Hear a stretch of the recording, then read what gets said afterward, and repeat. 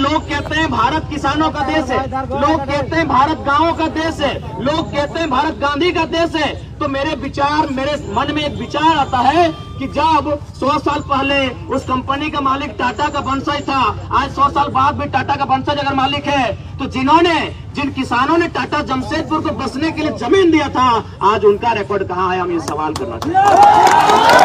यदि झारखंड की सरजमीन आपको 27% कोयला देती है, यदि झारखंड की सरजमीन आपको 27% का कोयला देती है, तो कोल इंडिया का हेडक्वार्टर कलकत्ता झांक मारने के लिए है क्या?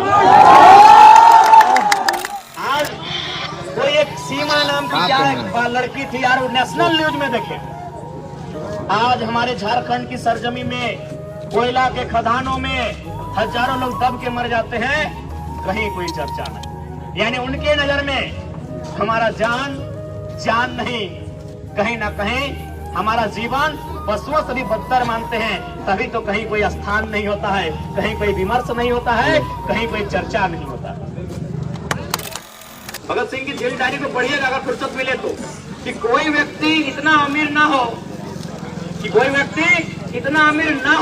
कि वो किसी दूसरे व्यक्ति को खरीद ले, और कोई व्यक्ति इतना गरीब भी ना हो कि उसे अपने आप को बेचना पड़े। भारत में दोनों चीज हो रहा है, भारत में दोनों चीज हो रहा है।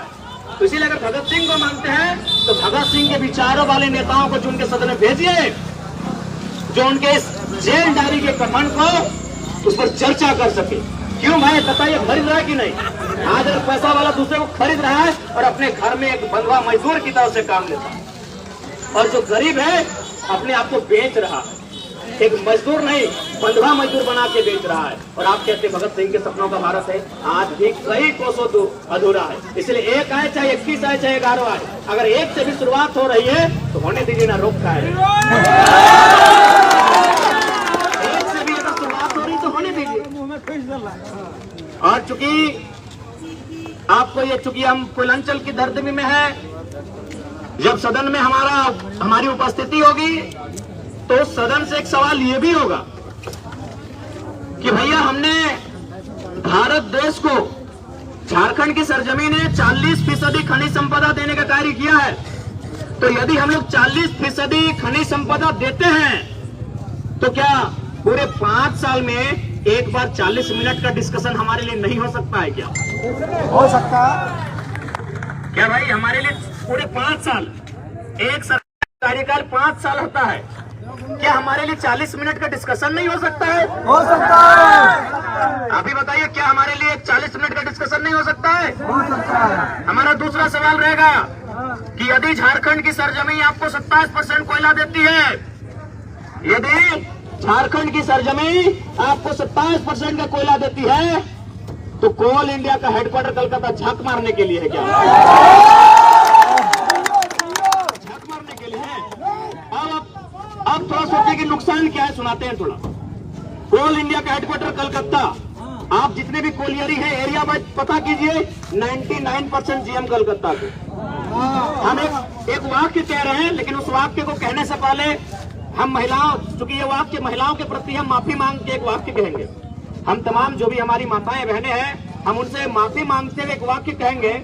एक वाक्य है कि बांझ क्या जाने प्रसव की पीड़ा। सुने होंगे आप लोग, इसका अर्थ क्या है समझे होंगे आप। तो मेरे कहने का मतलब है, जो कलकत्ता से जीएम उठ के आएगा वो दुग्धा में जो आग लगा है उसका दर्द समझ पाएगा? कलकत्ता का जीएम जो ढोड़ी बस्ती में आग लगा है, जो अमला में चपड़ी में आग लगा है, जो चंद्रपुरा में आग लगा है, उसको समझ में आएगा भैया? इसलिए पूरे सदन में हमारा ये पुरजोर डिस्कशन होगा कि 27% कोयला हम देते हैं, कोल इंडिया का हेडक्वार्टर अब कलकत्ता नहीं, कोल इंडिया का हेडक्वार्टर अब कलकत्ता नहीं, धनबाद या बोकारो होना चाहिए। इससे क्या होगा? हमारी समस्याओं का समाधान जल्दी होगा, जीएम हमारे लोग बनेंगे, एचआर हमारे लोग बनेंगे, और जो भी डिपार्टमेंटल है ना, उससे हमारी समस्याओं का समाधान होगा। आज देखिए हम अंधेरे में है ना, अंधेरा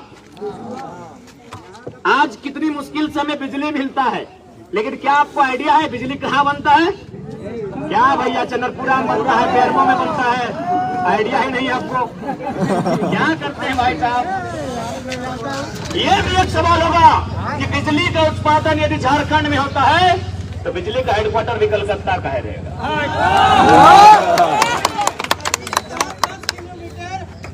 बिल्कुल वो हरेक बिल्कुल उस बात का भी रखा जाएगा और उसमें संसद का पावर होता है। आप निश्चिंत रहिए दादा उसके लिए। और चूंकि ज्यादा समय नहीं हुआ, हम लोग और एक इधर कहीं तक जाना है। एक बहुत ही मजाकिया विषय आपको सुनाते हैं, क्यों आज हमें एक अच्छे लीडर की आवश्यकता है सदन में। अच्छा एक बात बताइए, सेव कहाँ मिलता है? कश्मीर में। कश्मीर में क्या रेट होगा सेव का? चलिए कुछ भी XYZ कुछ भी है, क्या वही रेट झारखंड में है? नहीं है भैया। नारियल कहाँ मिलता है? केरला में। केरला में। केरल में जो रेट है क्या वही रेट झारखंड में है? नहीं है भैया। संतरा कहाँ मिलता है? नागपुर में।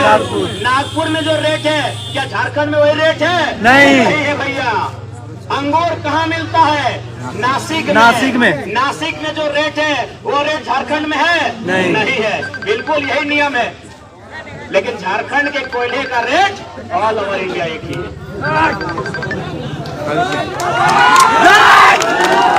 झारखंड के कोयले का रेट ऑल ओवर इंडिया एक ही है मेरे भैया, एक ही है। ये हमारा दुर्भाग्य है।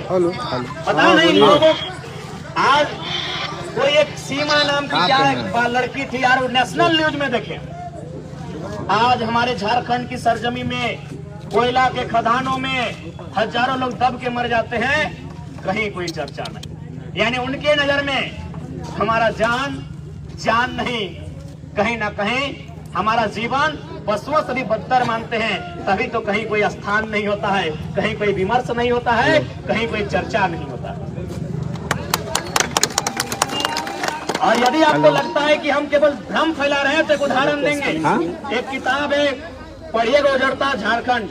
पता नहीं। उस किताब में किसी पन्ने में जिक्र है कि जादूगोड़ा में जहाँ यूरेनियम है, हम लोग पढ़े हैं GS में, वहाँ उस जो रेडिएशन फैलता है उससे उस आसपास के 7 गांव की जो महिलाएं हैं उनमें 47% मां नहीं बन पाते।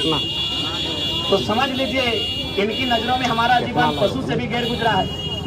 ये हम नहीं कह रहे हैं, ये एक किताब कहती है। उस किताब का नाम है उजड़ता झारखंड। पढ़ लीजिएगा मार्केट से मंगा के। 47% महिलाएं मां बन ही नहीं पाती। मतलब उनको आइडिया ही नहीं है कि मां मतलब मां शब्द में कुछ होता है। यानी रेडिएशन से उनका शरीर इतना डिस्टर्ब हो चुका है कि उनको मालूम ही नहीं कि अगर नर और नारी के बीच कुछ क्रिया होती है, उस क्रिया से संतान की उत्पत्ति होती है।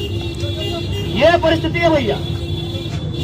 इसलिए आज आवश्यकता है कि झारखंड की मिट्टी से एक दिलेर लीडर जाए और दिल्ली में हमारी पीड़ा को, हमारे साथ हुए अत्याचार को, हमारे साथ हुए शोषण को, हमारे साथ हुए अन्याय को पूरे सदन के माध्यम से पूरे भारत देश को बताए। आज ये जरूरत है।